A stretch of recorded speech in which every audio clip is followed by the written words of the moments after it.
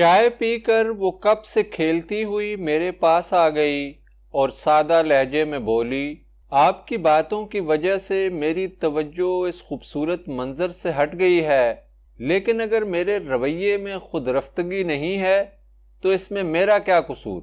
میں ارادتاً آپ کو پریشان نہیں کرتی، آپ کو پسند کرتی ہوں، کئی بار اس کا اقرار کر چکی ہوں، لیکن نہ جانے میرے سلوک میں ایسا کون سا احساس ہے جسے پا کر آپ مجھے اجنبی محسوس کرتے ہیں۔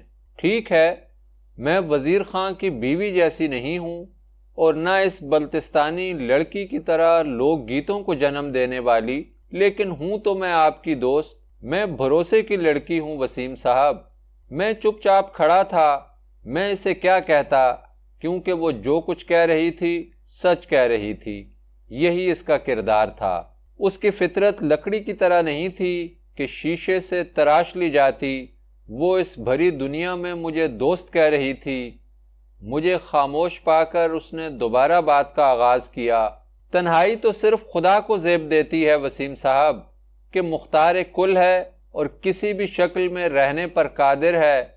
ہم جو اپنے آپ کو تنہا محسوس کرتے ہیں تو یہ ہماری طاقت نہیں، بلکہ اس کا احساس ہوتے ہی ہمارے دکھوں کی کہانی شروع ہو جاتی ہے۔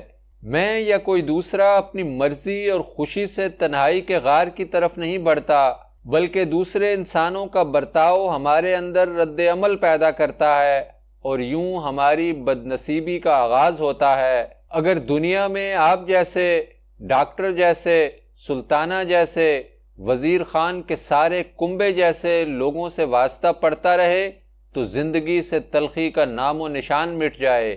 اور یہی نہیں، انسان کے ساتھ تو جنس جیسی ضرورت لگی ہوئی ہے۔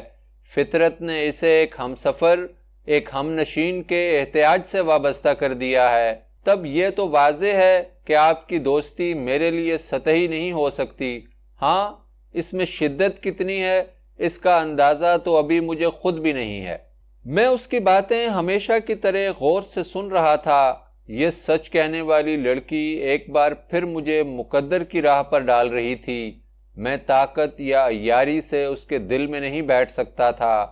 میں صرف اتنا کر سکتا تھا کہ پیار سی اس ننھی سی کونپل کی جو اس کے سینے میں پھوٹ چکی تھی، صبر، تحمل اور استقامت سے آبیاری کرتا رہوں۔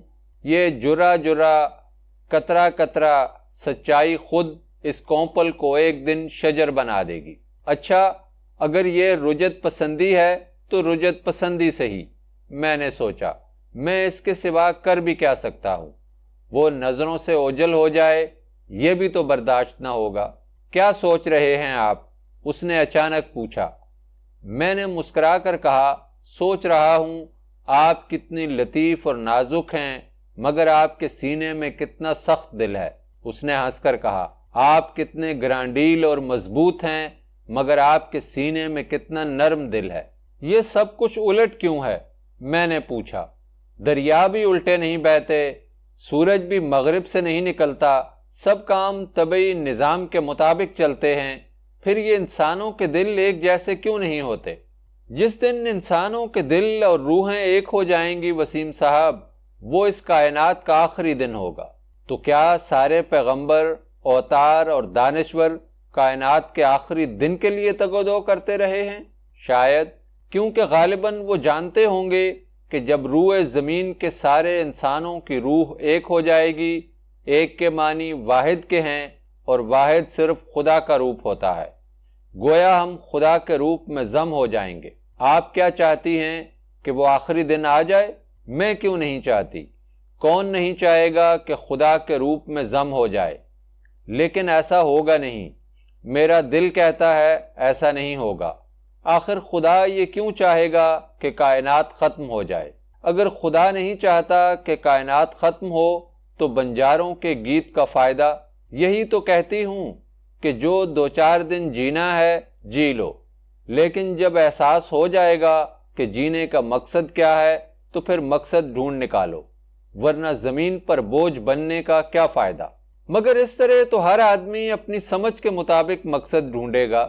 وہ ہنسنے لگی۔ یہی تو، ہندو کا اپنا مقصد، یہودی کا اپنا مقصد، کافر کا اپنا اور مومن کا اپنا۔ لینن کا آدمی ہو تو اس کا سب سے الگ مقصد۔ پوسٹرنیک اور سولزینیٹسن جیسے تو صدیوں میں ایک دو ہی پیدا ہوتے ہیں جو سچ کے بدلے خاک ہو جاتے ہیں۔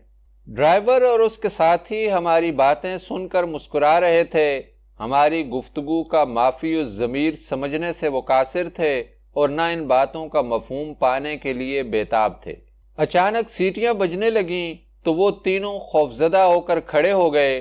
ہم نے بھی حیرت سے ان کی طرف دیکھا۔ ڈرائیور بولا، صاحب یہ سانپوں کی آوازیں ہیں۔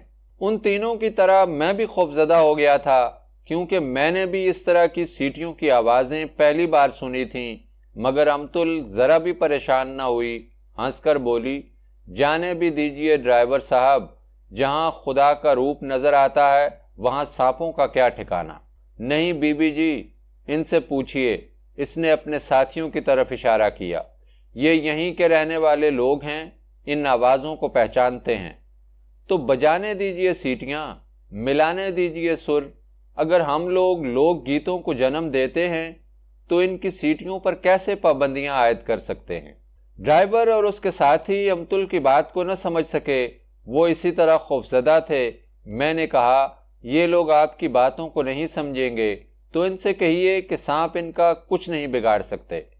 دنیا کا ہر سانپ جانتا ہے کہ انسان کا ذہن اس کے زہر سے زیادہ طاقتور ہے۔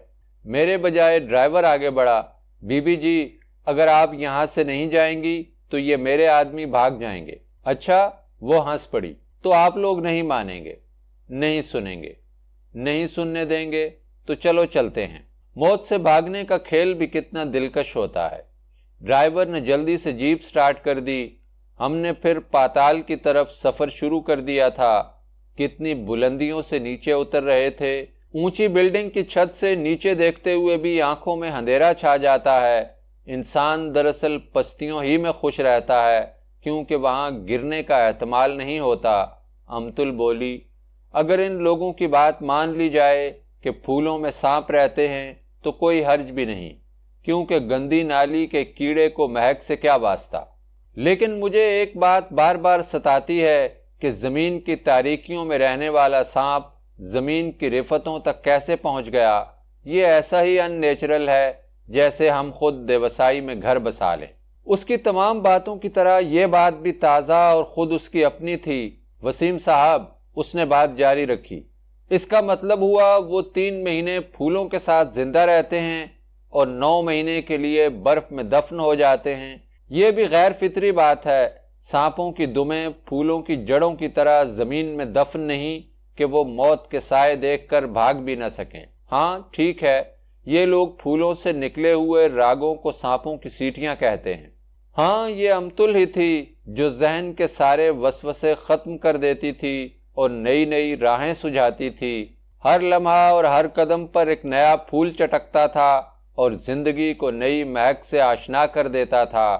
اب ہم خاصے نیچے آ گئے تھے۔ پھولوں کی جھیل ہمارے سروں پر تیر رہی تھی، مگر اسے دیکھ نہیں سکتے تھے، اور وہ سیٹیاں بھی سنائی نہیں دیتی تھیں جنہیں امتل نے پھولوں سے نکلتے ہوئے راگ کہا تھا۔ نیچے اترتے ہوئے وہ خاموش ہو گئی تھی، مگر مان سر اٹھا کر بولی، ہم پستی کی طرف جا رہے ہیں۔ انسان آخر اپنے اصل کی طرف لوٹ جاتا ہے۔ میں نے اس کی تائید کی، لیکن ہلکے پھلکے لہجے میں کہا، پانی بھی تو پستی میں جا کر مرتا ہے۔ ہاں، مگر اس کا سفر طبعی ہوتا ہے، ہمارا سفر شعوری ہوتا ہے، البتہ ہماری واپسی غیر شعوری ہوتی ہے۔ لیکن امتل، شعوری سفر یا شعوری سفر کے ساتھ جینا ایک طرح سے ہمارا مقدر ہے۔ ہاں، یہی ہمارا المیہ ہے۔ میں دیکھ رہا تھا امتل ایک بار پھر ہاتھ سے نکلی جا رہی تھی۔ وہ کل والی اور پرسوں والی امتل نہ رہی تھی۔ وہ جو شعور اور جذبے کے امتزاج پر راضی ہو گئی تھی، ایک بار پھر شعور کو رد کر رہی تھی۔ جب ہم اس موڑ پر آئے جہاں بلتستانی لڑکی کا گیت سنا تھا تو امتل نے جیپ رکوا لی، لیکن اب وہاں کوئی نہیں تھا۔ بھیڑیں بہت دور نیچے ایک پگڈنڈی سے اتر رہی تھیں۔ ان کے پیچھے بھوری چٹانوں میں بلتستانی لڑکی کا سایہ سا رینگ رہا تھا۔ امتل کھوئی ہوئی بیٹھی تھی اور سیاہ سائے کو رینگتے ہوئے دیکھ رہی تھی۔ میں نے موقع غنیمت جان کر کہا، یہ لڑکی جو اس وقت گھر کو لوٹ رہی ہے کل پھر اوپر آئے گی، اس امید کے ساتھ کہ کسی چٹان پر بیٹھ کر نئے گیت کو جنم دے سکے۔ ہاں، اسے آنا ہی ہوگا۔ متانت کی طرح رومانویت بھی انسان کے لیے ضروری ہے۔ یہ خون ہے جو ہمیشہ سچ بولتا ہے، اور ہم ہمیشہ اس سچ کو رونتے چلے آئے ہیں۔ جیپ پھر چل پڑی۔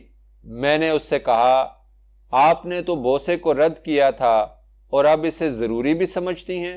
کون سی بات سچ ہے؟ سچ؟ وہ جیسے اپنے آپ سے بولی، سچ تو کہیں نہیں ہوتا اور جھوٹ بھی کہیں نہیں ہوتا۔ یہ ہمارا نقطہ نظر ہے کہ لفظوں کو معنی مل گئے ہیں۔ کسی کا گلا گھونٹ دو، یہ قتل ہے، کسی کی انا کا گلا گھونٹ دو، یہ بھی قتل ہے، لیکن ہمارے ہاں صرف پہلا جرم سنگین سمجھا گیا ہے۔ دراصل یہ نقطہ نگاہ کا فرق ہے۔ جس نے سچ اور جھوٹ کی الگ الگ شکلیں متعین کر لی ہیں، اگر میرا بس چلتا تو میں انسانی قتل کے مقابلے میں انا کے قتل کو بڑا جرم قرار دیتی۔ تب سچ کی یہی شکل حقیقی ہوتی۔ یہی حال رومان کا ہے۔ بعض لوگ رومان کے خاطر مر جاتے ہیں، یہی ان کا سچ ہوتا ہے۔ بعض لوگ اسے مزے کا خیز قرار دیتے ہیں، ان کے نزدیک یہی سچ ہے۔ بعض لوگ زندگی کے ہر رویے کو محض معاشی نقطہ نگاہ سے ماپتے ہیں، یہ ان کا سچ ہے۔ اس زمین پر اتنے سچ بکھرے پڑے ہیں کہ اصل سچ ہاتھ ہی نہیں آتا، مگر اس کے باوجود میں سچ کو ضرور مانتی ہوں جو ہمارے لہو میں بستا ہے، لیکن جسے ہم نے جانکنی میں مبتلا کر رکھا ہے۔ پھر تو میں بھی ایک سچ کا دعویٰ کر سکتا ہوں کہ اپنے لہو کے اشارے پر آپ کا ہم سفر ہو گیا ہوں۔ وہ ہنس پڑی۔ میں نے آپ کو کب جھٹلایا ہے؟ میں تو خود آپ کی ہم سفر بن گئی ہوں۔ میں نے اس کی گول گول آنکھوں میں جھانکا، وہاں بھی ہنسی کا پرتو موجود تھا، وہی رویہ جو بادشاہ اپنے جانثاروں سے روا رکھتے ہوں گے۔ شام ہونے سے پہلے ہم سکردو پہنچ گئے۔